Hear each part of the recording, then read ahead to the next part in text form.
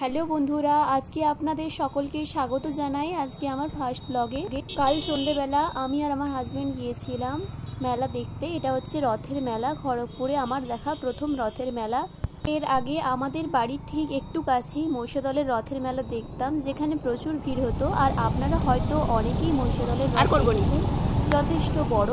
খড়গপুরে গোলবাজার বলে একটি জায়গা আছে, সেখানে জগন্নাথ দেবের মন্দির আছে। আর এখানে ঠিক বাইরেই রথ থাকে। রথের মধ্যে বসে আছেন জগন্নাথ দেব, বলরাম ও সুভদ্রা। বিয়ের পর প্রথম বছর নাকি রথ দেখতে নেই, তাই আমি প্রথম বছর রথ দেখতে পাইনি। ওখানে গিয়ে মন্দিরের বাইরে 3টে রথ দাঁড়িয়ে আছে, আর সেখানে গিয়ে আমরা রথের দড়ি স্পর্শ করলাম আর প্রণাম করে নিলাম জগন্নাথ দেবকে।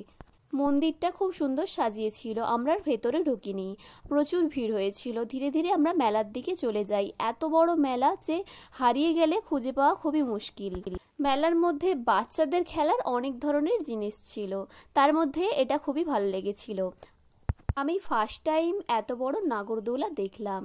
অনেক বড় নাগরদোলা ছিল। আমাকে বলেছিল আমার হাজব্যান্ড নাগরদোলাতে উঠবে। আমি বললাম না বাবা, আমি এসবে কোনোদিনও উঠিনি, আমার ভীষণ ভয় লাগে। আর ব্রেক ডান্সে লোকগুলো কি আনন্দ নাই করছিল, ব্রেক ডান্স দেখলেই আমার ভয় লাগে। আর যখন ঘোরাচ্ছিল কত ছোট বাচ্চারাও বসেছিল। বন্ধুরা, আপনাদের কার কার ব্রেক ডান্স বা নাগরদোলা চড়তে ভয় লাগে কমেন্ট করে জানাবেন। মেলার মধ্যে এত ভিড় ছিল যে মোবাইল আর ওয়ালেট খুবই সাবধানে রাখার দরকার ছিল। বাচ্চাদের এই বোটিংগুলো খুব সুন্দর লাগছিল। আমি যদি ছোট হতাম নিশ্চয়ই এতে চড়তাম। মেলা থেকে আমরা বেরিয়ে পড়লাম বাড়ি ফেরার পথে। আর বাড়ি ফেরার পথে আমি ভিডিও করছিলাম, তাও ভয় লাগছিল। কেন বলুন তো, এখন যা চোরের উৎপাত বেড়েছে, আপনি ফোনটা ভিডিও করতে করতে যাবেন বা ফোনে কথা বলতে বলতে ঠিক চোর সেই সময় এসে আপনার ফোনটা ছাড়িয়ে নিয়ে চলে যাবে। এমন কতই না ঘটনা ঘটেছে।